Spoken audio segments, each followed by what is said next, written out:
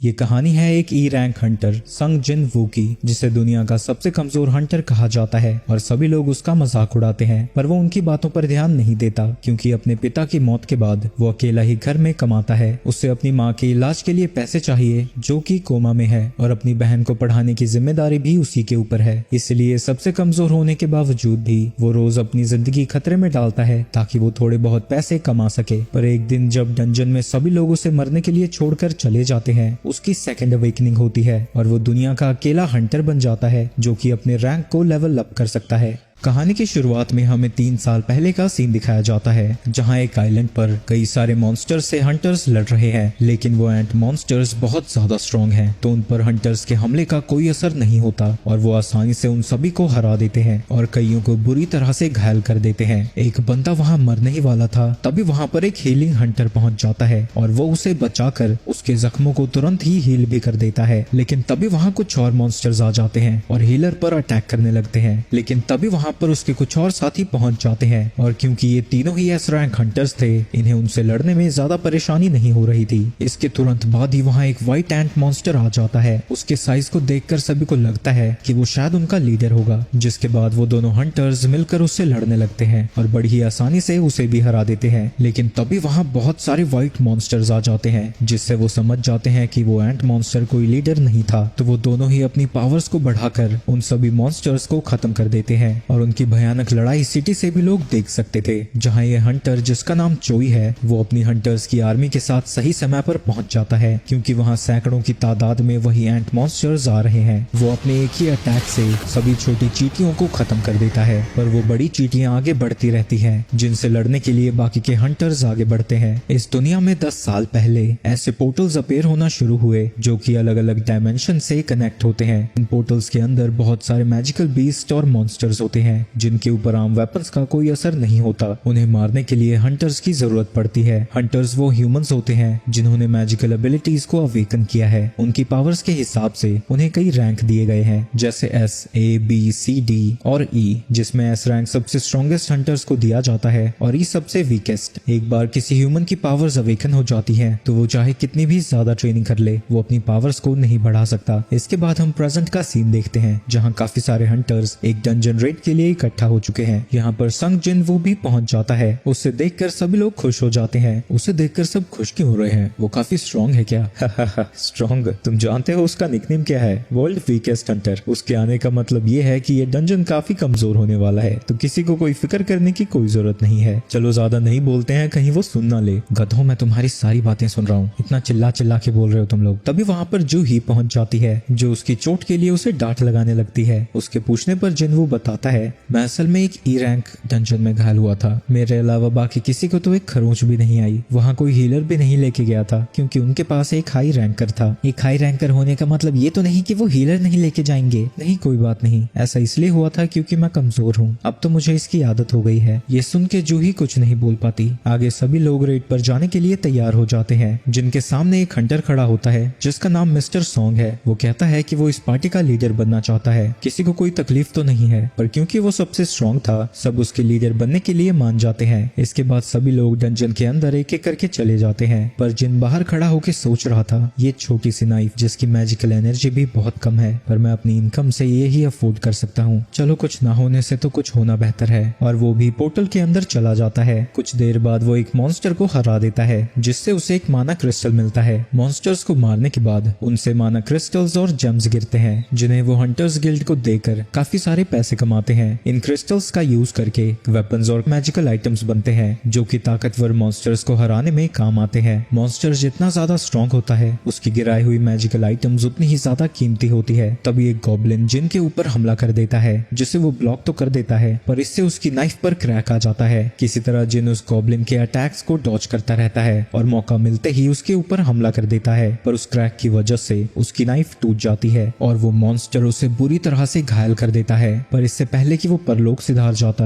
वही थुलथुला हंटर आकर उसे बचा लेता है और जूही से कहता है कि वो जिन्वू को जल्दी से हील करे। जूही उसे हील करने लगती है और जिन देखता है कि बाकी सभी हंटर्स मॉन्स्टर से लड़ रहे हैं और कुछ समय में ही वो सभी मिलके उस डंजन के बॉस को हरा देते हैं। ये सब देखकर वो उदास हो जाता है। सब कुछ खत्म हो गया, मैं सिर्फ एक ई रैंक क्रिस्टल ही ले पाया। मैंने अपनी जिंदगी खतरे में सिर्फ इसके लिए डाली थी। तभी एक बंदा सभी हंटर्स को आवाज लगाता है और उन्हें बताता है कि यहाँ एक केव है। ये देखकर उन्हें लगने लगता है कि ये शायद एक डबल डंजन है, क्योंकि बॉस को हराने के बाद भी ये डंजन क्लोज नहीं हो रहा। ऐसी सिचुएशन में प्रोटोकॉल है कि हम इसे हंटर एसोसिएशन को रिपोर्ट करें और उनकी इंस्ट्रक्शंस का वेट करें, लेकिन फिर सारी लूट भी उन्हें ही मिल जाएगी। ये तो एक टी रैंक डंजन है, इसमें भला डरने की क्या जरूरत। फिर भी ये काफी खतरनाक हो सकता है, तो हम सब वोट करेंगे। वोट में 6 लोग जाने को तैयार थे और 6 लोग नहीं, पर अभी तक जिन ने वोट नहीं किया था। जिन, अब सब कुछ तुम पर है। क्या मुझे जाना चाहिए? मुझे पता है कि एक टी रैंक डंजन मेरे लिए कितना खतरनाक हो सकता है, पर मुझे पैसों की बहुत ज्यादा जरूरत है। मेरे पिता के मरने के बाद घर में सिर्फ मैं ही कमाने वाला बचा हूँ। मुझे मेरी माँ के इलाज के लिए भी पैसे चाहिए और छोटी बहन की पढ़ाई के लिए भी मुझे जाना ही होगा। हाँ, मैं भी डंजन में जाना चाहता हूँ। इसके बाद हम एक फैसिलिटी को देखते हैं जहाँ ह्यूमंस जिन्होंने अभी अभी अपनी पावर्स अवेकन की है वो अपनी एबिलिटीज को चेक करा रहे हैं और उस फैसिलिटी के बाहर ही कई गिल्ड के लोग उन्हें रिक्रूट करने की कोशिश करते हैं। उनमें से ऐसा ही एक बंदा किसी को फोन लगाता है। एक बी रैंक हंटर और 2 सी रैंक हंटर्स हमारे साथ ज्वाइन करने के लिए मान गए हैं। जिसे उसने फोन लगाया था वो मिस्टर चोई है। जेंडर और एज को दरकिनार करके उन सभी को इंट्रोड्यूस करो जिनमें टैलेंट है। यस सर, और आप तो जानते हैं कि कोई भी हमारी चाइन से ज्यादा टैलेंटेड नहीं होने वाला। इसके बाद हम मोहाली का सीन देखते हैं जहाँ कुछ चोर एक लड़की का पर्स छीनकर भाग रहे थे, लेकिन तभी उनके सामने चा पहुंच जाती है। वो आसानी से उन चोरों से उस लड़की का पर्स छीन लेती है, लेकिन जब वो पर्स वापस कर रही थी सभी लोग उसका चेहरा पहचान जाते हैं और उसे चारों तरफ से घेर लेते हैं। भीड़ को देखकर वो बेचारी नर्वस हो जाती है और छलांग लगाकर वहाँ से भागने लगती है। दूसरी तरफ डंजन में सभी लोग केव के अंदर जा रहे हैं। सॉरी जूही, मेरे वोट की वजह से तुम्हें भी अंदर आना पड़ा। क्या तुम ठीक हो? ठीक? मैं कैसे ठीक हो सकती हूँ? अगर उसका हमला थोड़ा सा भी ऊपर होता तो तुम मारे जा चुके होते। तुम्हें पता भी है मैंने कितनी मुश्किल से तुम्हें हील किया है। उसकी डांट सुन के वो समझ जाता है कि वो उस बी रैंक हीलर की वजह से ही अभी तक जिंदा है और वो फिर से माफी मांगता है। अगर तुम माफी मांगना चाहते हो तो मुझे कभी खाने पर लेके जाना। इधर तो इस नल्ले की भी गर्लफ्रेंड बनने को तैयार है कोई, हद है यार। तभी वो सभी लोग एक बड़े से दरवाजे के सामने पहुंच जाते हैं। इतना बड़ा सा दरवाजा मिलना कोई आम बात नहीं है, लेकिन किम कहता है कि अगर वो यहाँ तक आ गए हैं तो वो खाली हाथ नहीं जाने वाले। वहीं दूसरी तरफ सिटी में जो लोग नए नए हंटर्स बने हैं उन्हें हंटर्स एसोसिएशन के प्रेसिडेंट की वीडियो दिखाई जा रही है। ये पोर्टल्स इस दुनिया में 10 साल से भी पहले आई थी, लेकिन अभी भी कई सारी मिस्ट्रीज हैं जो कि हम नहीं जानते। और अगर आप एक हंटर की तरह सर्वाइव करना चाहते हैं तो आपका हर वक्त सावधान रहना बहुत जरूरी है। चाहे आप कितने भी एक्सपीरियंस्ड क्यों ना हो, आप एक ही तरह से सर्वाइव कर सकते हैं और वो है हर वक्त सतर्क रहकर। लेकिन इन झोपड़पट्टी वालों को देखकर लगता है कि ये मेन चीज ही भूल गए हैं, क्योंकि वो एक ऐसे रूम में जा रहे हैं जो कि मिस्टीरियस है, खतरनाक है और कोई भी उसके बारे में कुछ नहीं जानता। अंदर जाके वो देखते हैं कि वो चारों तरफ स्टैचूज से घिरे हुए हैं, जिन्हें देखकर लगता है कि वो कई सेंचुरीज पुरानी हैं और जिन वो वहाँ के सबसे बड़े स्टैचू के सामने खड़ा था। वहीं जूही को इन सब की वजह से घबराहट होने लगती है। सभी लोग सोच में पड़ जाते हैं कि बॉस है कहाँ। वहीं सॉन्ग जमीन पर देख रहा था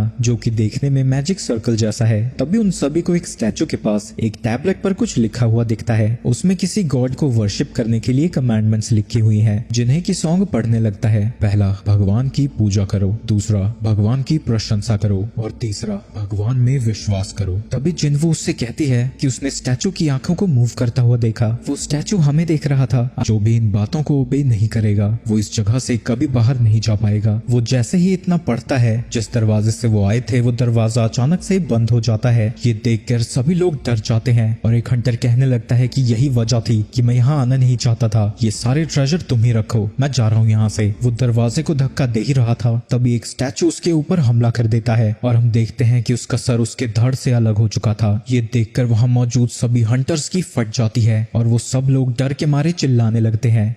उस हंटर का रैंक क्या था? उस स्टैचू ने इतनी जल्दी कैसे उसे हरा दिया? वो मुझसे तो बहुत ज्यादा ताकतवर होगा, लेकिन वो भी पलक झपकते ही मारा गया। ये क्या हो रहा है? ये तो एक डी रैंक डंजन था ना, इसमें तो ऐसा होना ही नहीं चाहिए। तभी उसे जूही की बात याद आती है और वो पीछे बड़े वाले स्टैचू को देखता है। तभी उस स्टैचू की आंखें जिन्वू को देखने लगती हैं, जिससे जिन्वू और भी ज्यादा डर जाता है। मैं पहले भी जिंदगी और मौत की सिचुएशन से गुजर चुका हूँ। मैं अपने पहले ही मिशन मेरे टीम से अलग हो गया था, जिसकी वजह से एक ई रैंक मॉन्स्टर ने इतनी बुरी तरह से घायल किया कि मुझे 4 हफ्तों तक हॉस्पिटल में रहना पड़ा। और एक बार जब मैं मेज में फंस गया था, मैं तो लगभग भूख से मर ही गया था। एक लो रैंक डंजन में भी जाना मेरे लिए जिंदगी और मौत का सवाल है। हंटर्स जो मॉन्स्टर्स के जेम से पैसे कमाते हैं, वो बेहतर गियर्स और वेपन्स में खर्च करते हैं ताकि वो और भी ज्यादा ताकतवर मॉन्स्टर्स को हरा सकें। लेकिन मेरे पास तो बस ये सस्ती सी नाइफ है। अगर इस नाइफ को कुछ हो गया तो मुझे मॉन्स्टर से हाथों से ही लड़ना होगा। अगर मुझे सर्वाइव करना है तो मुझे हर वक्त चौकन्ना रहना पड़ता है। मुझे हर तरह के लूप होल को देखते रहना होता है ताकि मैं कुछ पैसे कमा सकूं। शायद इसीलिए मुझे खतरे के बारे में सबसे पहले पता चला। जिन वो चिल्लाकर सभी को नीचे झुकने को कहता है, तभी उस स्टैचू की आंख से आग बाहर आती है, जिससे एक हंटर जल के राख में बदल जाता है और उसकी लेजर की वजह से जमीन भी पिघल जाती है। किसी तरह जिन जूही को बचाने में कामयाब होता है। ये सब कैसे हुआ? हम यहाँ फंस चुके हैं। क्या यहाँ से बाहर जाने का कोई रास्ता नहीं है? क्या मैं यही मरने वाला हूँ? कोई भी अपनी जगह से मत हिलना, नहीं तो ये स्टैचू फिर से हमला करेगा। जूही अभी भी काफी ज्यादा डरी हुई थी। जिन, अगर तुमने स्टैचू की मूवमेंट को नोटिस ना किया होता तो हम सब मारे गए होते। तो अभी जिन देखता है कि सॉन्ग का एक हाथ कट चुका था, तो वो उसके हाथों में पट्टी बांध देता है। मैं जूही को खुद को हील करने को कहता, पर वो दिमागी रूप से काफी ज्यादा कमजोर है, इसलिए वो बी रैंक होने के बावजूद भी सिंपल रेड्स में ही हिस्सा लेती है। मैं भी कई बी रैंक डंजन्स में जा चुका हूँ और मैं ये साफ साफ देख सकता हूँ हमारे सामने जो मुसीबत है उसे एक एस रैंक डंजन में होना चाहिए। तभी जिन को उस टैबलेट पर लिखी हुई बातें याद आती है और जिन को लगता है कि जिस भगवान की उसमें बात हुई थी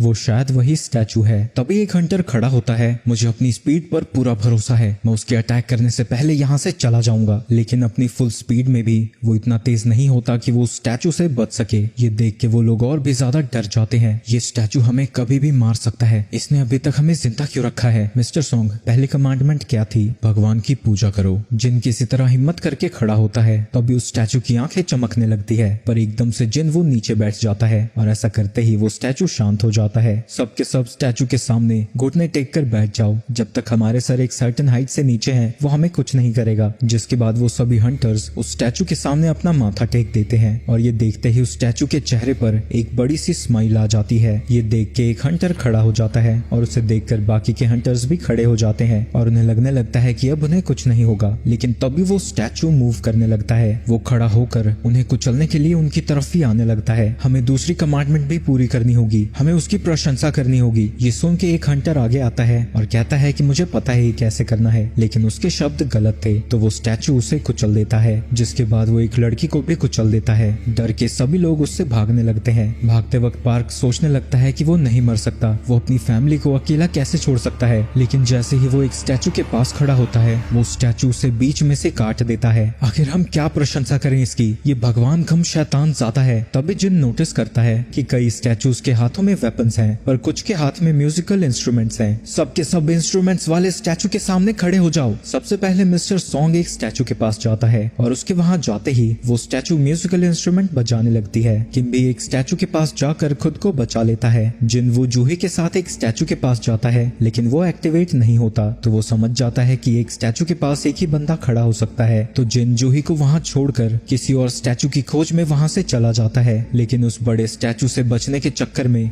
वो एक हथियार वाले स्टैचू के पास खड़ा हो जाता है, जो कि उसके ऊपर हमला करके उसके पैर को काट देता है। लेकिन फिर भी वो रेंगता हुआ दूसरे स्टैचू की तरफ बढ़ने लगता है। वक्त रहते वो उसके पास पहुंच जाता है और वो स्टैचू गाना गाने लगता है। म्यूजिक को सुनकर वो स्टैचू वापस से अपने थ्रोन पर बैठ जाता है। जूही जिन के पास आती है और देखती है कि उसका एक पैर कट चुका है। वो उसे हील करने की कोशिश करती है, लेकिन इससे खुद ही घायल होने लगती है। वहीं दूसरी तरफ सारे हंटर्स मिस्टर सॉन्ग को ब्लेम करने लगते हैं, क्योंकि लीडर होने के नाते ये सारी उन्हीं की गलती है। सॉन्ग भी कहते हैं कि मैं लीडर था तो सारी रिस्पॉन्सिबिलिटी मेरी ही है। तभी वो स्टैचू अपना हाथ उठाता है और डंजन के बीचों बीच एक ऑल्टर अपेयर होता है। जिन कहता है कि वो एक ऑल्टर है, वहाँ शायद भगवान के लिए बलि चढ़ाई जाती है। और तीसरी कमांडमेंट थी बिलीव इन गॉड। मैं समझ गया, यहाँ हमें एक लिविंग सैक्रिफाइस की जरूरत है। और तलवार सीधा मिस्टर सॉन्ग की गर्दन पर लगा देता है। तुम्हें अब तुम्हारी गलतियों की सजा तो भुगतनी ही होगी। केले ही उस ऑल्टर की तरफ जाने लगते हैं। जैसे ही मिस्टर सॉन्ग वहाँ पहुँचते हैं, वहाँ एक आग जल जाती है। तो वो जिन से पूछते हैं कि अब उन्हें क्या करना है। जिन को भी समझ नहीं आता कि वहाँ चल क्या रहा है। तो वो कुछ हंटर से कहता है कि वो उसे ऑल्टर के पास ले चलें। वो जैसे ही ऑल्टर के पास पहुँचते हैं, वहाँ तीनों और फायर जलने लगते हैं।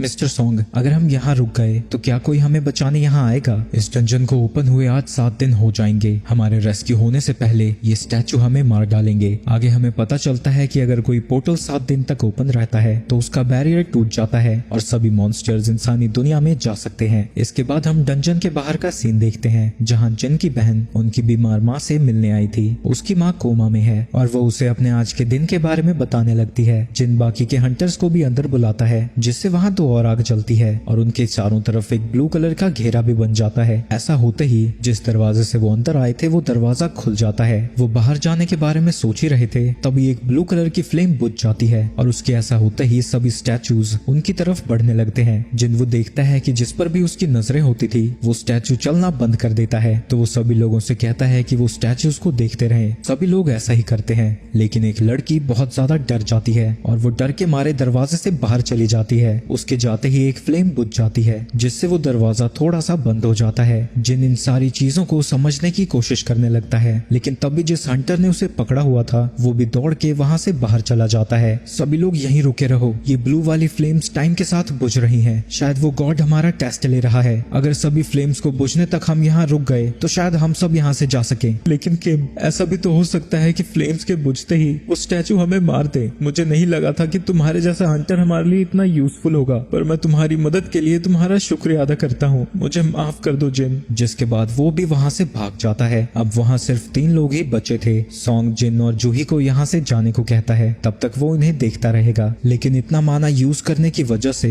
जूही के पैर काम करना बंद कर देते हैं। तो जिन सॉन्ग से कहता है कि वो जूही को लेकर यहाँ से चले जाएं। मेरा पैर तो वैसे ही कट चुका है, मैं कुछ नहीं कर पाऊंगा। जूही उससे छोड़कर नहीं जाना चाहती। तभी वो उसे अपना क्रिस्टल देता है। मुझे माफ करना, मैं तुम्हें डिनर पर तो नहीं ले जा पाया, पर इससे खुद के लिए कुछ खरीद लेना। जब मैं बाहर आऊंगा तो मुझे पैसे वापस कर देना। तभी सॉन्ग उसकी गर्दन पर हमला करके जूही को बेहोश कर देता है और उसके साथ दरवाजे के बाहर चला जाता है। शुक्र है सिर्फ मैं ही मरने वाला हूँ। मुझे और इंश्योरेंस खरीद लेना चाहिए था, इससे मेरी फैमिली की और मदद हो जाती। वो एक तलवार उठा लेता है। तुम में से कोई ना कोई मेरे साथ तो जरूर आएगा। लेकिन भला वो इतने बड़े स्टैचूज के सामने क्या कर सकता था। वो स्टैचू उसे बुरी तरह से मारने लगते हैं जिससे उसका एक हाथ भी कट जाता है। वो स्टैचूज उसके ऊपर हमला करते रहते हैं। ये सब क्या हो रहा है? ये सब मेरे साथ ही क्यों हो रहा है? मैं भी स्ट्रॉन्ग बनना चाहता था। मैं कमजोर हूँ पर मैं जिंदा रहना चाहता हूँ। तभी एक स्टैचू उसकी छाती में हमला करके उसे अपने वेपन पर टांग देता है और उसे एक सैक्रिफाइस की तरह ऑल्टर के सेंटर में फेंक देता है। प्लीज प्लीज, मैं मरना नहीं चाहता। एक स्टैचू उसे मारने ही वाला था तभी उसके सामने एक स्क्रीन आती है। न्यू क्वेस्ट एक्टिवेट हो चुका है। आपने प्लेयर बनने की सारी क्वालिफिकेशन पूरी कर ली है। क्या आप इसे एक्सेप्ट करना चाहेंगे? अगर आपने एक्सेप्ट नहीं किया तो आपका दिल 0.02 सेकंड्स में धड़कना बंद हो जाएगा। जिन वो यस कहता है। इसके 3 दिन बाद जिन को एक हॉस्पिटल में होश आता है और वो देखता है कि उसके हाथ और पैर दोनों ही सही सलामत हैं। जिन को लगने लगता है कि वो सारी चीजें एक बुरा सपना थी। तभी हंटर एसोसिएशन से 2 लोग उससे मिलने आते हैं जिनमें से एक का नाम वो था और दूसरे का कैंग। वो उसे बताते हैं कि वो 3 दिन से बेहोश था। तो जिन उनसे जूही और सॉन्ग के बारे में पूछता है। वो उसे बताते हैं कि वो ठीक है, पर क्योंकि सॉन्ग का एक हाथ कट चुका है तो शायद वो हंटिंग छोड़ देंगे। और जूही की मेंटल स्टेट बहुत खराब है। उसकी साइकोलॉजिकल ट्रीटमेंट चल रही है, पर शायद वो भी दोबारा हंटिंग पर ना जाए। तुम्हारी पूरी टीम में से सिर्फ 6 हंटर्स ही जिंदा बच पाए हैं। हंटिंग खतरनाक काम है लेकिन ऐसी चीजें होना काफी रेयर है। और जब एक टीम व्हाइट टाइगर गिल्ड के साथ अंदर गई वहाँ हमें तुम मिले, लेकिन जैसा बाकी के सर्वाइवर्स ने बताया था वहाँ कोई भी स्टैचू नहीं था। अगर हमें वहाँ कोई डेड बॉडी ना मिलती तो हम ये सारी चीजों को झूठ मान सकते थे और सबके जिम्मेदार तुम ठहराए जाते, पर ऐसा नहीं है। जिनवू, क्या तुमने रीअवेकनिंग एक्सपीरियंस की है? अवेकनिंग के बाद कोई भी हंटर अपनी पावर्स को नहीं बढ़ा पाता, लेकिन कुछ रेयर हंटर्स होते हैं जो कि रीअवेकनिंग एक्सपीरियंस करते हैं, जिसके बाद वो सीधा ए रैंक या फिर एस रैंक हंटर्स बनते हैं। वो उसके पास एक मैजिक डिटेक्टर रखता है और जिन खुशी खुशी उसके ऊपर अपना हाथ रखता है। उन सबको इसलिए लग रहा था कि जिनवू ने सेकंड अवेकनिंग एक्सपीरियंस की है, क्योंकि सर्वाइवर्स के हिसाब से वो स्टैचूज बहुत ज्यादा स्ट्रॉन्ग थे। तो वहाँ कोई ई रैंक हंटर तो सर्वाइव कर ही नहीं पाता। उसके लिए उसे ए रैंक या फिर एस रैंक होना होगा, लेकिन उसका पावर लेवल 10 दिखता है, यानी वो अभी भी ई रैंक है। किसी भी ई रैंक हंटर का स्कोर भी कम से कम 70 आता है, इसका तो 10 है। ये तो एक आम आदमी है। उन्हें समझ नहीं आता कि इतना कमजोर आदमी वहाँ से बाहर कैसे आ गया। इन सालों ने फालतू में मुझे एक्साइटेड कर दिया और लगता है वो लोग इस स्क्रीन को नहीं देख पा रहे थे। तभी उससे मिलने उसकी बहन पहुंच जाती है और उसे डांट लगाने लगती है। लंबी चौड़ी डांट सुनाने के बाद वो उससे कहती है कि अगर फिर से उसने अपनी जिंदगी खतरे में डाली तो वो स्कूल छोड़कर काम पे लग जाएगी, ताकि उसे फिर से ऐसा ना करना पड़े। मैं वादा करता हूँ कि ऐसा दोबारा नहीं होगा। मुझे एक बात बताओ, क्या तुम्हें ये स्क्रीन दिख रही है? लेकिन लेकिन जीना को कुछ नहीं दिख रहा था।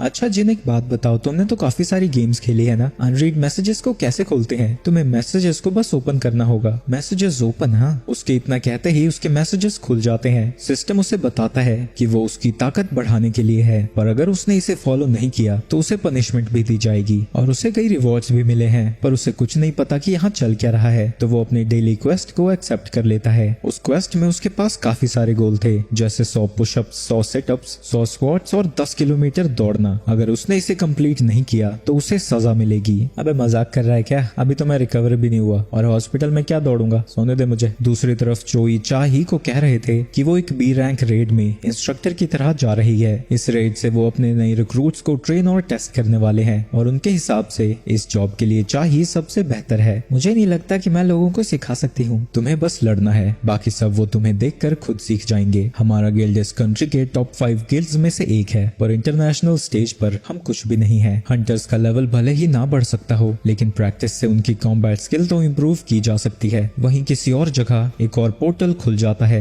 जो कि रास्ते के बीचों बीच था। वहीं हॉस्पिटल में जिन सो रहा था। तभी रात के 12 बज जाते हैं और नोटिफिकेशन उसे बताती है कि उसने अपना क्वेस्ट पूरा नहीं किया। तभी वहाँ जमीन हिलने लगती है और वो जैसे ही बेड से गिरता है वो देखता है कि वो एक डेजर्ट में पहुंच चुका है, जहाँ उसके पीछे एक सेंटिपीड मॉन्स्टर आ जाता है और सामने की स्क्रीन से उसे पता लगता है कि डेली क्वेस्ट पूरा ना करने की सजा के तौर पर उसे 4 घंटों तक इस मॉन्स्टर से बचना होगा। दूसरी तरफ नर्सेस हॉस्पिटल में देखती हैं कि जिन वहाँ नहीं है और वो उसे ढूंढने लगते हैं। वहीं जिन अभी भी उसी मॉन्स्टर से भाग रहा है और वो मॉन्स्टर उसे खाने ही वाला था, लेकिन ऐन वक्त पर टाइमर खत्म हो जाता है और पेनल्टी खत्म होते ही वो वापस से हॉस्पिटल में आ जाता है। टास्क को पूरा करने के लिए उसे एक रिवॉर्ड भी मिलता है, पर वो पहले ही बेहोश हो चुका था। कुछ दिन बाद जिन अपनी बहन को बता रहा था कि थोड़े दिन में ही वो घर वापस आ जाएगा। दूसरी तरफ जूही को एक डी रैंक डंजन में जाने का ऑफर आता है, लेकिन जूही वहाँ जाने से मना कर देती है। तभी वो बंदा उसे बताता है कि जिन वो पूरी तरह से ठीक हो गया है। ये सुन के वो खुश हो जाती है और हॉस्पिटल में उससे मिलने जाती है। वहाँ नर्सेस बात कर रही थी, देखा उसे, वो हर दिन की तरह फिर से बाहर जाके ट्रेनिंग कर रहा है। हंटर्स बाकी लोगों से जल्दी रिकवर करते हैं, पर फिर भी मैंने उसे आराम करने को कहा था, लेकिन फिर भी वो नहीं माना। वहीं जिन ने अपना डेली क्वेस्ट अब पूरा कर लिया है। मुझे होश में आए हुए आज चौथा दिन है और अब मुझे थोड़ी थोड़ी चीजें समझ आने लगी हैं। पहला, ये स्क्रीन कोई मेरी इमेजिनेशन नहीं है, और दूसरा, अगर मैं अपने डेली क्वेस्ट को पूरा करता हूँ तो मुझे 3 रिवॉर्ड मिलते हैं, जिसमें से पहला है फुल रिकवरी, जिससे मैं पूरी तरह से रिकवर हो जाता हूँ। दूसरा है एबिलिटी पॉइंट्स, जिन्हें मैं उन एबिलिटीज में डाल सकता हूँ जिन्हें मैं इम्प्रूव करना चाहता हूँ। जब भी मैं अपनी एबिलिटी पॉइंट्स को यूज करता हूँ, मैं अपने शरीर में आई हुई इम्प्रूवमेंट्स को महसूस कर पाता हूँ। और मेरे पास एक इन्वेंटरी भी है जो कि बिल्कुल गेम की तरह है। उसे डेली क्वेस्ट को कंप्लीट करने पर एक बॉक्स भी मिलता है जिसमें की एक की थी। वो एक डंजन में जाने की की है जिसकी लोकेशन उसे नोटिफिकेशन स्क्रीन में दिखती है। डंजन का नाम सुनते ही उसे वही स्टैचू याद आने लगता है। इसके बाद वो अपनी मॉम से मिलने जाता है और हम 4 साल पहले का सीन देखते हैं जहाँ उसकी माँ अचानक से ही बेहोश हो गई थी। और जब वो उसे हॉस्पिटल लेकर जाते हैं, डॉक्टर उसे बताते हैं कि उसकी मॉम इंटरनल स्लंबर में चली गई है। ये एक ऐसी कंडीशन है जो कि पोर्टल्स के अपेयर होने के बाद ही शुरू हुई है और 1000 लोगों में से किसी एक को ही होती है। माना जाता है कि ये उन्हें होता है जिनकी बॉडी मैजिक को हैंडल नहीं कर पाती। अभी तक मेडिकल टेक्नोलॉजी इतनी आगे नहीं बढ़ी है कि वो इस चीज का इलाज कर सके, तो वो उसे बस जिंदा ही रख सकते हैं। उस दिन के बाद से ही अपनी माँ का इलाज करने के लिए उसने काम करना शुरू कर दिया था।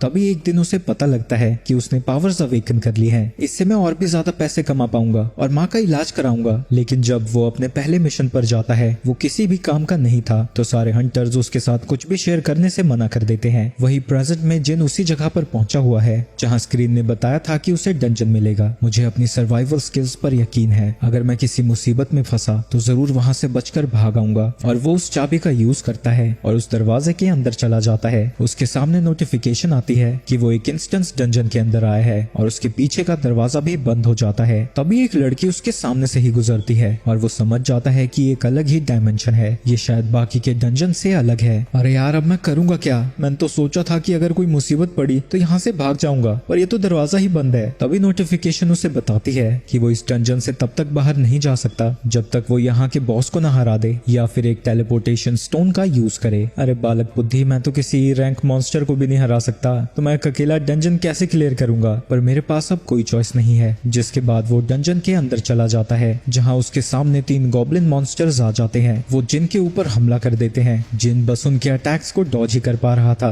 और उसे उनके ऊपर अटैक करने का मौका नहीं मिलता और आखिरकार वो सभी मॉन्स्टर्स उसके ऊपर भारी पड़ जाते हैं। पर गुस्से में जिन फिर से खड़ा होता है और अपने चाकू से एक मॉन्स्टर को खत्म कर देता है। इसकी वजह से उसका कॉन्फिडेंस बढ़ जाता है और वो बाकी के गॉब्लिन्स को भी बड़ी आसानी से मार गिराता है। लगता है मैं सच में ताकतवर हो रहा हूँ। लेकिन उसी वक्त वहाँ एक मॉन्स्टर पहुंच जाता है जो कि उसके वेपन को ऐसे तोड़ देता है जैसे वो कांच का बना हो। जिन वो समझ जाता है कि बाकी के गॉब्लिन से ये मॉन्स्टर कहीं ज्यादा ताकतवर है और डर के मारे उसके पैर कांपने लगते हैं। लगता है मेरे दिल से अभी तक उस डंजन का डर नहीं गया है। तभी वो लाइकन उसके ऊपर हमला कर देता है जिससे उसके चेहरे पर खरोंच आ जाती है। मेरे पास कोई हीलर नहीं है, अगर मुझे चोट आई तो यही सब कुछ खत्म हो जाएगा। जिन उस मॉन्स्टर के अटैक्स को डॉज करता रहता है और उसे यकीन नहीं होता कि वो कितना लाइट महसूस कर रहा है। वो फिर से उसके ऊपर हमला करने आता है लेकिन जिन अब डर डर के परेशान हो चुका था और अब फाइनली वो उससे लड़ने लगता है। उसके मुक्के से वो लाइकन उड़ता हुआ दूर जाता है। क्या मेरी ताकत इतनी बढ़ गई है? लेकिन मुझे नहीं लगता कि इसका कोई फायदा है क्योंकि उसके मुकाबले अभी भी मैं बहुत कमजोर हूँ। जिसके बाद वो लगातार उसे मुक्के मारता रहता है लेकिन इन हमलों का उस पर कोई असर नहीं होता। तो उसे फिर से उस मॉन्स्टर के अटैक्स को डॉज करना पड़ता है। आखिर मैं अब करूँ क्या? ना मेरे पास कोई पार्टी है ना ही कोई हीलर। अगर ऐसा ही चलता रहा तो मैं मारा जाऊंगा। काश मेरे पास कोई मैजिकल वेपन होता। तभी उसे याद आता है कि उसके पास एक इन्वेंटरी भी है जिसके अंदर से वो एक बड़ी सी तलवार निकालता है जिसका यूज करके वो मॉन्स्टर को बीच में से काट देता है। एक सेकंड, ये तलवार मेरी इन्वेंटरी में क्या कर रही है? किम ने तो कहा था कि उसने इसे 3 मिलियन में खरीदा है। तभी उसके जख्म हील होने लगते हैं और उसी वक्त वहाँ 2 और लाइकन पहुंच जाते हैं। लेकिन अब जिन को डर नहीं लग रहा था क्योंकि अब उसके पास एक वेपन है पर वो तलवार जमीन में फंस चुकी है। वो मॉन्स्टर्स उसकी तरफ बढ़ते रहते हैं और अब जिन की फटने लगी है पर ऐन वक्त पर वो तलवार को बाहर निकाल लेता है। पर जब वो उन वुल्फ्स पर हमला करता है, एक वुल्फ उसके हमले से बच जाता है और दूसरा तो उसकी तलवार को ही पकड़ लेता है। तो जिन उस वुल्फ को लात मारता है और तलवार से उसके मुंह को ही काट देता है। जिसके बाद वहाँ सिर्फ एक ही मॉन्स्टर बचा था।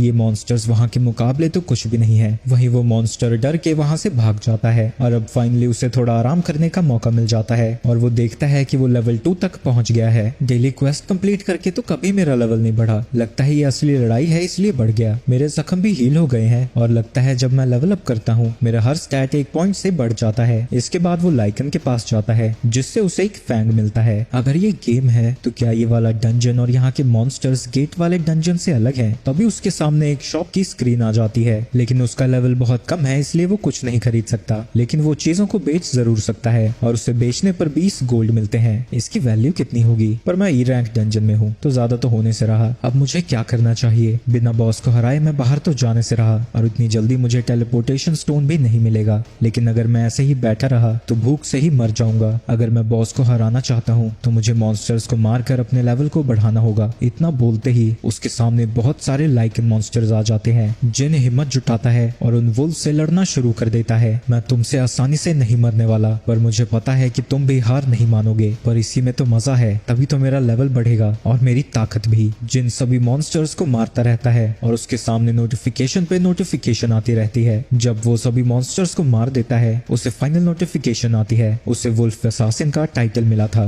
वहीं बाहर कुछ लोग एक पोर्टल के सामने से गुजरते हैं और उन्हें समझ नहीं आता कि अभी तक हंटर्स इसे बंद क्यों नहीं कर पाए। वहीं जिन नोटिस करता है कि लड़ते लड़ते उसकी स्वॉर्ड अब टूटने लगी है। तभी उसे एक नोटिफिकेशन आती है जो उसे बताती है कि एक वुल्फ असासिन बनने से उसके क्या फायदे हैं। जब वो किसी एनिमल टाइप मॉन्स्टर से लड़ेगा उसकी सारी एबिलिटीज 40% से बढ़ जाएंगी। और जब वो अपनी इन्वेंटरी चेक करता है उसे कई सारे फैंग्स और क्लोक भी दिखता है। पर सबसे अच्छी बात यह है कि अब उसे टेलीपोर्टेशन स्टोन मिल चुका है। क्या मुझे इसे यूज करना चाहिए? पर अगर मैं बाहर चला गया तो शायद मुझे दोबारा इतनी आसानी से स्ट्रॉन्ग बनने का मौका ना मिले। पता नहीं बाहर जाने के बाद इस डंजन का क्या होगा। आखिर में जिन डिसाइड करता है कि वो आगे बढ़ता रहेगा। दूसरी तरफ जूही को हंटर एसोसिएशन से एक कॉल आती है। उससे पास में ही एक डंजन ब्रेक के बारे में बताया जाता है और मदद के लिए वहाँ बुलाते हैं। जूही को गिल्टी फील होता है क्योंकि उसने पहले उन्हें मना कर दिया था और वो सोचती है कि जिन वो जब इतनी मेहनत कर रहा है तो उसे भी कुछ तो करना ही होगा और वो मदद के लिए हाँ कर देती है। दूसरी तरफ जिन डंजन के मॉन्स्टर्स को मारता जा रहा था। जब भी मेरा लेवल अप होता है मेरे लिए मॉन्स्टर से लड़ना आसान हो जाता है और साथ ही उनके नाम का कलर भी चेंज हो जाता है। व्हाइट कलर का मतलब है कि वो मुझसे कमजोर है। अगर वो ऑरेंज कलर का है यानी वो मेरे जितना ही ताकतवर है। लेकिन अगर उनका कलर रेड है तो वो मुझसे कहीं ज्यादा ताकतवर है। पहले इन वुल्फ्स का कलर भी रेड था लेकिन अब वो व्हाइट हो चुका है यानी मैं पहले से काफी ताकतवर हूँ। पर मेरी इम्प्रूव्ड परसेप्शन से मुझे पता लग रहा है कि नीचे वाला मॉन्स्टर बहुत भयानक होने वाला है। उसकी तलवार लगभग टूट गई है और अब उसका लेवल भी यहाँ नहीं बढ़ रहा। पर उसके यहाँ आने का गोल ही स्ट्रांग बनना है, तो वो स्टेयर्स से नीचे उतर जाता है। जैसे ही वो नीचे पहुंचता है, बिजली की तेजी से कोई उसके ऊपर हमला कर देता है। उसे रिएक्ट करने का भी मौका नहीं मिलता।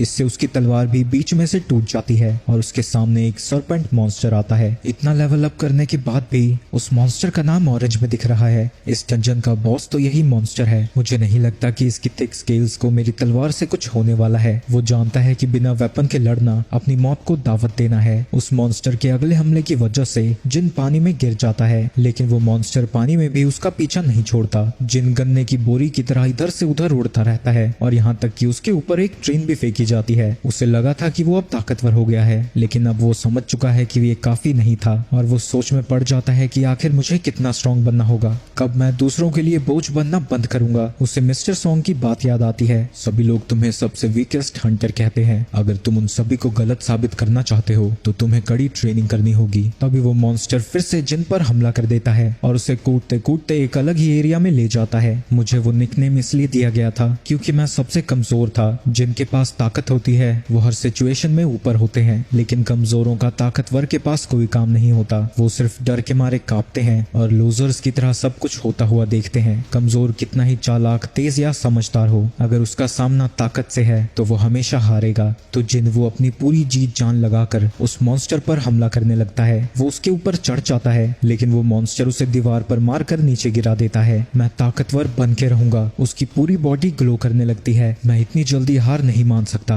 उस मॉन्स्टर के सामने ये चीज कुछ भी नहीं है। लड़ते लड़ते जिनवू उस मॉन्स्टर को अपने हाथों से पकड़ लेता है। जिनवू ने अपने सारे पॉइंट्स स्ट्रेंथ में डाल दिए थे और अब वो उसे यूज करने लगता है। वो अपनी पूरी जान लगाकर उस मॉन्स्टर के स्केल्स को तोड़ने लगता है। स्नेक उसे गिराने की कोशिश करता है, लेकिन जिन उसे नहीं छोड़ता और वो अपनी पूरी ताकत लगाकर उस मॉन्स्टर का गला दबा के मार देता है। तभी उसके सामने एक नोटिफिकेशन आती है और उसे पता लगता है कि वो कई बार लेवल अप हो चुका है। जिन स्माइल करता है, आखिरकार मेरी ताकत थोड़ी तो बढ़ी गई। जिसके बाद उस मॉन्स्टर को हराने की वजह से उसे एक खतरनाक सा डैगर मिलता है जो कि किंग की स्वॉर्ड से दुगनी ताकतवर है और उसमें पैरालिसिस और ड्रेन की एबिलिटी भी है और साथ ही उसे एक पॉइजन भी मिलता है जिससे उसकी स्किन तो मजबूत हो जाएगी पर वो उसके मसल्स की ऐसी की तैसी कर देंगे। और क्योंकि उसने बॉस को हरा दिया था, वो डंजन खत्म हो जाता है और जिन वो एक ट्रेन स्टेशन में खड़ा था। वो अपनी टूटी हुई स्वॉर्ड के साथ बाहर आता है, लेकिन वहाँ आसपास एक भी इंसान नहीं दिख रहा था। वहाँ खड़ा सोल्जर जल्दी ही उसे छुपने को कहता है, पर उस तलवार को देखकर वो समझ जाता है कि वो एक हंटर है, तो वो उसे अपने साथ चलने को कहता है। रास्ते में इधर उधर देखकर उसे पता लग जाता है कि कोई डंजन ब्रेक हुआ है। सोल्जर बताता है कि बाहर आए हुए सारे मॉन्स्टर्स मारे जा चुके हैं, लेकिन अभी भी एक जायंट मॉन्स्टर जिंदा है। जिनवू की परसेप्शन एबिलिटी काफी ज्यादा बढ़ गई है और उसे पता लग जाता है कि बॉस है कहाँ। हम देखते हैं कि वो मॉन्स्टर बहुत ही ज्यादा बड़ा है। हंटर्स को उससे लड़ने में बहुत ज्यादा मुश्किल हो रही है और उनका लीडर उनसे कहता है कि वो टैंक को हील करने में फोकस करें। वहीं टैंक को समझ नहीं आता कि फाइटर्स कर क्या रहे हैं, क्योंकि इतनी देर से लड़ने पर भी वो मॉन्स्टर जरा भी डैमेज नहीं हुआ था। जिनवू जब ये सारी चीजें देखता है, वो समझ जाता है कि ये सारे हंटर्स जल्दी जल्दी में इकट्ठा किए गए हैं, क्योंकि इनमें टीम वर्क नाम की कोई भी चीज नहीं है। उसे अपनी परसेप्शन स्किल से पता लग जाता है कि यहाँ 8 ई रैंक हंटर्स हैं और एक डी रैंक हंटर है और वो डी रैंक हंटर टैंक है। एक लड़की जूही को हील करने को कहती है, लेकिन वो ढंग से फोकस नहीं कर पाती क्योंकि आंख बंद करते ही उसे वही डंजन याद आने लगता है। ये देख के जिन समझ जाता है कि जूही अभी तक उस सदमे से बाहर नहीं आ पाई है, बिल्कुल उसी की तरह। एक सेकंड, ये तो एक डी रैंक बॉस है ना, तो जिससे मैं लड़के आया हूँ उससे तो ये बहुत कमजोर है। अगर मैं बस उसका डिफेंस बैरियर तोड़ दूं तो वो लोग उसे हरा देंगे। जिन अपनी टूटी हुई तलवार को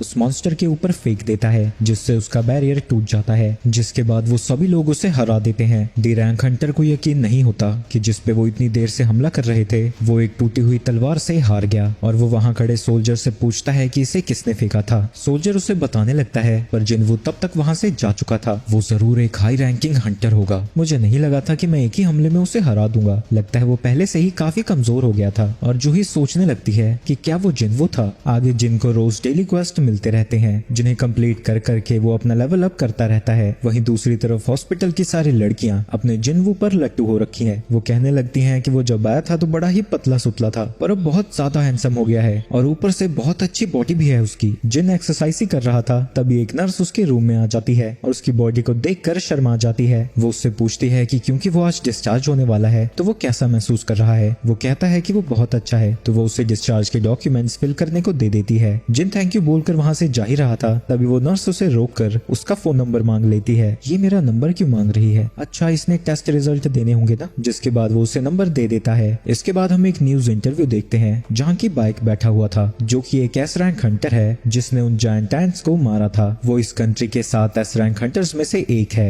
इंटरव्यूअर के पूछने पर वो उसे बताने लगता है कि वो खुद को मेंटेन करने के लिए रोज ट्रेनिंग करता है। दूसरी तरफ जिन्हा स्कूल जा रही थी, तभी वो अपने भाई को देखती है और उससे पूछती है कि क्या वो ट्रेनिंग कर रहा है, और ऊपर से उसकी हाइट भी पहले से लंबी हो गई है। हाँ, शायद ट्रेनिंग की वजह से हुआ है ये। जिसके बाद वो उसे छाता देकर स्कूल भेज देता है। उसके जाने के बाद वो सोचने लगता है कि उसे अपनी पॉइंट्स को किस एबिलिटी में लगाना चाहिए। वो ये सब सोच ही रहा था, तभी उसके मकान मालिक का फोन आ जाता है। जिन घबराया हुआ उसका फोन उठाता है। तुमने अभी तक अपना किराया नहीं भरा है, लेकिन अगर तुम्हें कोई दिक्कत है तुम बाद में भी भर सकते हो। नहीं, मुझे कोई दिक्कत नहीं है, थोड़े समय में मैं भर दूंगा। अब मैं पहले से ताकतवर हो गया हूँ और गॉब्लिन्स को तो आसानी से मार सकता हूँ, तो किराया भरना मेरे लिए कोई बड़ी बात नहीं है। इसके बाद वो ऑनलाइन जॉब्स को ढूंढने लगता है। अगर मुझे ज्यादा पैसे कमाने हैं तो मुझे हाई रैंकिंग गेट में जाना होगा, लेकिन मेरा रैंक तो सिर्फ ई है। क्या मुझे दोबारा से टेस्ट देना चाहिए? लेकिन अगर मैंने टेस्ट दिया तो मेरे ऊपर बहुत ज्यादा अटेंशन आ जाएगी, क्योंकि सेकंड अवेकनिंग बहुत ज्यादा रेयर होती है और ऊपर से ऐसा कोई इंसान नहीं है जो कि अपना लेवल इंक्रीज करके अपनी ताकत बढ़ा सकता हो। जिसके बाद वो जॉब लिस्टिंग्स देखने लगता है, जहाँ की एक जॉब को देखकर वो शॉक हो जाता है और अपने डेली क्वेस्ट को कंप्लीट करता हुआ वहाँ पहुंच जाता है, जहाँ वो एक हांग नाम के हंटर से मिलता है। हांग उससे माफी मांगता है क्योंकि उसका सारा क्रू जिन वू को सबसे वीकेस्ट हंटर मानता है, पर जिन कहता है कि उसे तो इन सब की आदत है।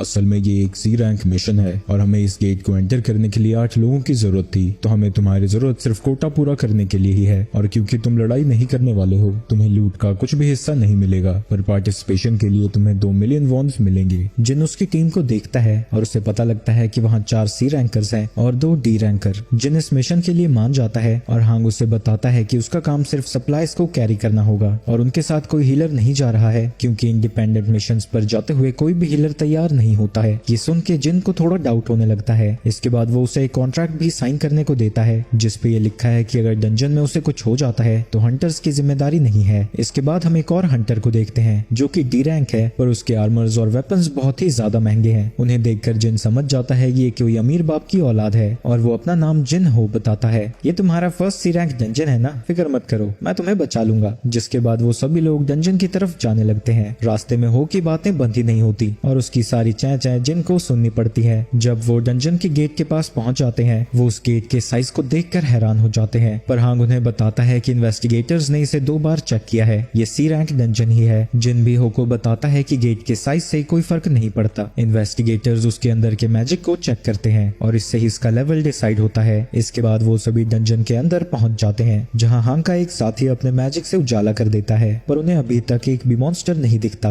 जिसके बाद आगे जाने पर उन्हें 2 रास्ते दिखते हैं। तब जिन को मॉन्स्टर्स की आवाज सुनाई देती है और वो सभी को बता देता है कि उनकी तरफ इंसेक्ट टाइप के मॉन्स्टर्स आ रहे हैं। ये सुन के सभी लोग लड़ने के लिए तैयार हो जाते हैं और वो देखते हैं कि उनके चारों तरफ दीवारों में कई जगह होल्स हैं। उन्हें समझ नहीं आता कि आखिर उन पर हमला कहां से होने वाला है। तभी जिन उन सभी को बताता है कि वो मॉन्स्टर्स ऊपर हैं। सबसे पहले वान अपने मैजिक से उन मॉन्स्टर्स के ऊपर हमला कर देता है। हांग अपनी टॉन्टिंग स्किल का यूज करके सभी मॉन्स्टर्स को अपनी तरफ बुलाने लगता है और उसके साथ ही उन्हें मारने लगते हैं। जिन वो भी उनके टीम वर्क को देखकर काफी ज्यादा इंप्रेस हो जाता है और वो समझ जाता है कि ये सभी लोग काफी समय से एक दूसरे के साथ काम कर रहे हैं। रही बात हो की, तो ये अभी तक जिंदा सिर्फ अपने इक्विपमेंट्स की वजह से ही है। सारी चीजें बड़ी ही स्मूथली जा रही है, पर पता नहीं मुझे क्यों कुछ गड़बड़ लग रही है। तभी एक मॉन्स्टर उसके ऊपर हमला करने आता है, पर वो अपनी एक लात से ही उसे मार गिराता है। उन सभी मॉन्स्टर्स को मारने के बाद वो लोग उनके मैजिक जेम्स को इकट्ठा करना शुरू कर देते हैं। थैंक्स जिनवू, अगर तुमने हमें ना बताया होता तो हमें पता ही नहीं चलता कि मॉन्स्टर्स हम पर हमला कहां से करने वाले हैं। पर जिन कहता है कि उसने बस तुक्का मारा था। तभी वान हांग को बुलाता है और उसे दिखाता है कि एंट्स की बॉडी पर काटने के निशान है। इसका मतलब तो एक ही हो सकता है, यहाँ कोई इनसे भी ताकतवर मॉन्स्टर है। जिनवू को कुछ गड़बड़ लगने लगती है। हो,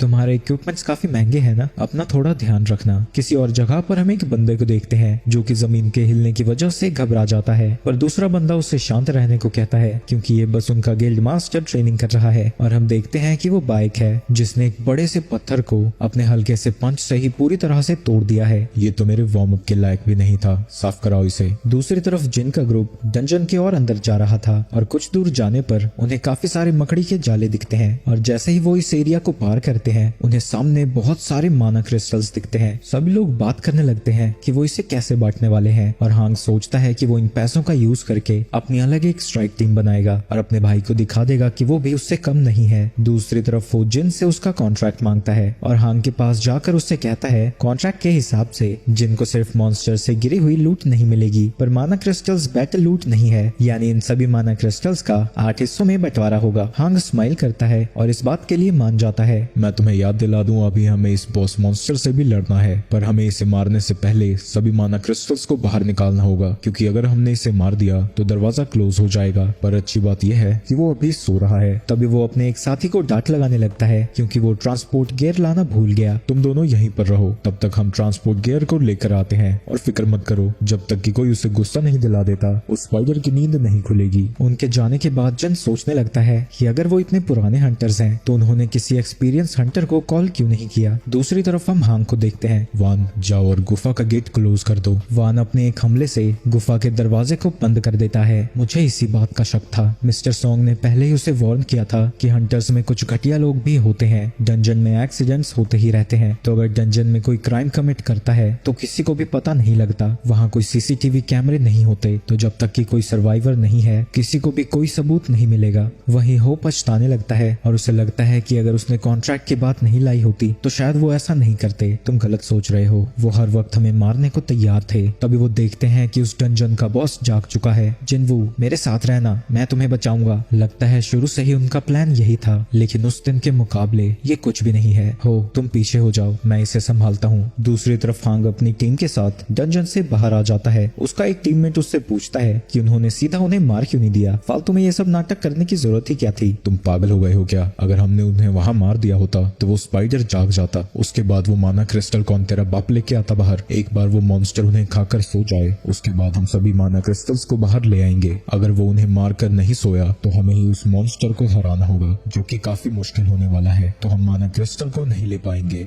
पर कोई बात नहीं, हम उस अमीरजादे के इक्विपमेंट्स को लेकर बेच देंगे, हमें उनके बहुत पैसे मिलेंगे। वहीं डंजन के अंदर हो जिनसे कह रहा था तुम पागल हो गए हो, वो एक सी रैंक का बॉस है, उसे सी रैंक या उसके ऊपर का हंटर ही हरा सकता है। तुम तो ई रैंक हंटर हो सही कह रहा है। भले ही मैं रिवेकन हुआ हूँ और मेरे लेवल काफी बढ़ गए हैं, लेकिन फिर भी मैं काफी कमजोर हूँ। वो गोलम और वो स्नेक दोनों ही लेवल डी बॉस थे, उनके मुकाबले ये स्पाइडर कहीं ज्यादा ताकतवर है। लेकिन पता नहीं क्यों मुझे डर नहीं लग रहा। शायद मैं इतना ताकतवर हो गया हूँ कि सी रैंक मॉन्स्टर से मुझे डर ना लगे। शायद मैं इसे हरा सकता हूँ। असली हंटिंग अब शुरू होती है। दूसरी तरफ हंटर एसोसिएशन का प्रेसिडेंट, जिसका नाम गोटू है, वो बोरिंग मीटिंग में जा जाकर परेशान हो चुका है। वहीं दूसरी तरफ डंजन में उससे लड़ते हुए जिनको पता लगता है कि उस स्पाइडर की स्किन बहुत ज्यादा टफ है और उसके अटैक्स इतने ज्यादा खतरनाक है कि अगर एक बार भी वो उसे लग गए तो उसकी जान तो जानी पक्की है। वहीं हो इन सभी चीजों को देख रहा था। ये नामुमकिन है, एक ई रैंक हंटर ऐसे मूव नहीं कर सकता। ये आखिर है कौन? कहीं ये कोई फेक रैंकर तो नहीं? कुछ हंटर्स अपनी मैजिक पावर को कंट्रोल कर सकते हैं और जानबूझकर लोअर रैंक लाते हैं। ये सनकी लोग होते हैं जो कि कमजोरों को मारकर मजे लेते हैं। ये कहीं उनमें से एक तो नहीं? वहीं लड़ते लड़ते जिन थकने लगता है और अभी तक उसने उस मॉन्स्टर के ऊपर एक हल्का सा स्क्रैच भी नहीं डाला था। उसे जल्दी ही इस मैच को खत्म करना होगा। वो अपने डैगर की स्पेशल एबिलिटीज को यूज करना चाहता है, जिसके लिए उसे स्पाइडर के वीक पॉइंट्स पर हमला करना होगा। लेकिन जब वो उसके ऊपर हमला करने जाता है, वो स्पाइडर उसके ऊपर एसिड से हमला कर देता है। मुझे अपनी स्पीड को और ज्यादा बढ़ाना होगा। लगता है डैश स्किल को यूज करने का समय आ चुका है। वो इस स्किल का यूज करके बड़ी जल्दी उस स्पाइडर के पास पहुंच जाता है, लेकिन उस स्पाइडर का सर भी बहुत ज्यादा मजबूत था, तो डैगर की कोई भी स्किल उसके ऊपर असर नहीं करती। लेकिन जिन वो हार नहीं मानता और वो लगातार उसके ऊपर हमला करता रहता है। लेकिन धीरे धीरे उसकी थकावट बढ़ती रहती है और अंत में वो इतनी ज्यादा बढ़ जाती है कि उस स्पाइडर को उसके ऊपर हमला करने का मौका मिल जाता है। वो स्पाइडर उसकी चटनी बनाने ही वाला था, तभी उसे याद आता है कि उसने अपना डेली क्वेस्ट का रिवॉर्ड एक्सेप्ट नहीं किया था और वो है फुल रिकवरी। स्पाइडर उसके ऊपर हमला कर देता है। हो को लगता है कि जिन तो गया, लेकिन जिन अपनी स्पीड का यूज करके स्पाइडर के ऊपर फिर से हमला कर देता है और इस बार उसका निशाना उसकी आंख थी और इस बार डैगर के इफेक्ट्स उसके ऊपर काम करने लगते हैं। तो जिन लगातार उसके ऊपर हमला करता रहता है ताकि इफेक्ट्स बढ़ते रहे और धीरे धीरे जिन उस स्पाइडर को हराने में कामयाब होता है, जिसके बाद उसे एक नोटिफिकेशन आती है कि उसने डंजन के मास्टर को हरा दिया है। लेकिन जिन जानता है कि ये सब कुछ उसका लक था। अगर उसने फुल रिकवरी को पहले एक्सेप्ट कर लिया होता तो आज वो मर चुका होता। वहीं हो हैरान हो जाता है क्योंकि जिन ने एक डंजन बॉस को अकेले ही हरा दिया था और उसे यकीन हो जाता है कि जिन वो एक फेक रैंकर है, जिनको उस स्पाइडर से एक जेम मिलता है। तभी वहाँ हो पहुंच जाता है। बड़े भैया, अब से मैं इस सामान सारा मैं ही उठाऊंगा और आप चाहे तो वो जेम भी इस बैग में डाल सकते हैं। क्या आप पानी पीना चाहेंगे? जिसके बाद वो अकेले ही माना क्रिस्टल्स को तोड़ना शुरू कर देता है। इससे क्या हुआ, उसी वक्त हंग का ग्रुप वहाँ पर वापस आ जाता है। दूसरी तरफ चेयरमैन गो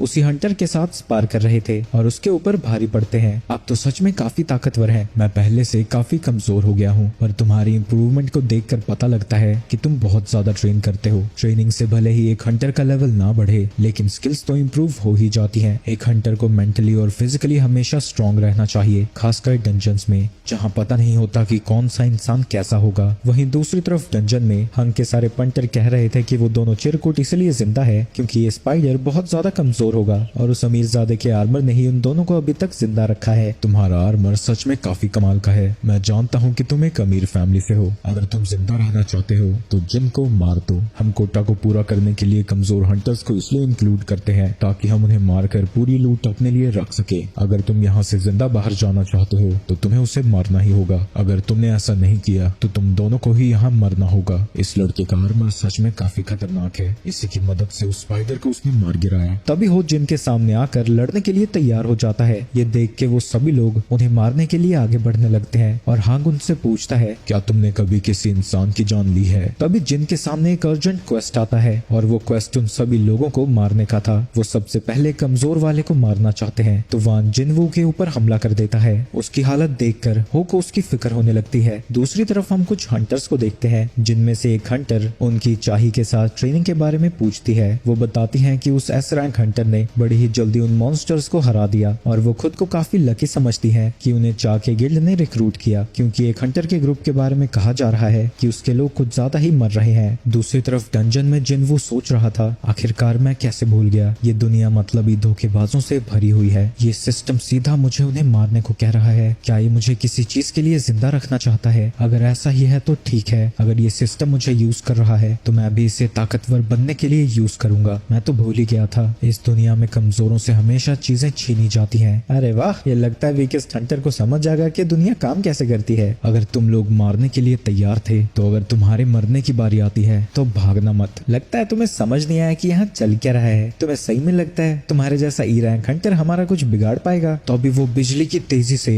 उसका सर उसके धड़ से अलग कर देता है, जो देख के सभी लोगों की आंखें फटी की फटी रह जाती हैं। भले ही मुझे ऐसा सिस्टम ने करने को कहा था, पर मैंने आज एक मर्डर किया है। पर अगर मैं ऐसा नहीं करता तो मेरा दिल रुक जाता। अगर सिर्फ ताकतवर को ही जीने का हक है तो मैं ताकतवर बनकर रहूंगा। तभी दो हंटर्स उसके ऊपर हमला कर देता है, पर वो उनसे बहुत ज्यादा तेज था। उसके डैगर के डीबफ उनके ऊपर असर करने लगते हैं और वो उन दोनों को आसानी से मार गिराता है। जिसके बाद मरने की बारी आर्चर की थी। ये सब देखकर डर के मारे वान उसके ऊपर हमला करना शुरू कर देता है, पर वो उसके हमले से भी बचकर उसे भी मार डालता है। ये तो उस वक्त से भी ज्यादा ताकतवर है जब ये वो उस बॉस से लड़ रहा था। वहीं दूसरी तरफ हांग अपने बफ्स को एक्टिवेट कर लेता है और उसे यकीन है कि वो बॉस से लड़कर बहुत ज्यादा थक चुका है। मेरी रीइंफोर्समेंट से मेरी बॉडी स्टील जितनी ताकतवर हो गई है, इसका डैगर मेरा कुछ नहीं बिगाड़ पाएगा। लेकिन जब वो उसके ऊपर हमला करने जाता है, जिन उसका मुंह पकड़कर जमीन पर दे मारता है, जिसके बाद डर के मारे वो उससे अपनी जान की भीख मांगने लगता है। तुमने मुझे 3 बार मारने की कोशिश की है, क्या तुम्हें सच में लगता है मैं तुम्हें छोड़ दूंगा? अगर तुमने ऐसा किया तो तुम भी नहीं बचोगे। लगता है तुम भूल गए, तुमने ही मुझसे कहा था कि जो कुछ डंजन में होता है इसका बाहर किसी को कुछ नहीं पता लगता। क्या तुम जानते भी हो मेरा भाई कौन है? लेकिन तभी जिन उसके ऊपर एक हमला करके उसकी गर्दन को काट देता है। उसका मिशन कंप्लीट हो जाता है, जिसके बाद वो पूरा डंजन हिलने लगता है क्योंकि उन्होंने उसके बॉस को हरा दिया था। जब वो बाहर आते हैं, उस स्पाइडर की लड़ाई के बाद सिर्फ वही लोग जिंदा बाहर आए थे, लेकिन ऑफिशियल को इस बात पर यकीन नहीं होता क्योंकि पार्टी में उन दोनों का रैंक सबसे ज्यादा लो था। पर होके गेयर को देखकर उसे लगता है कि उसी ने डंजन के बॉस को हराया होगा। वहीं जिन को यकीन नहीं होता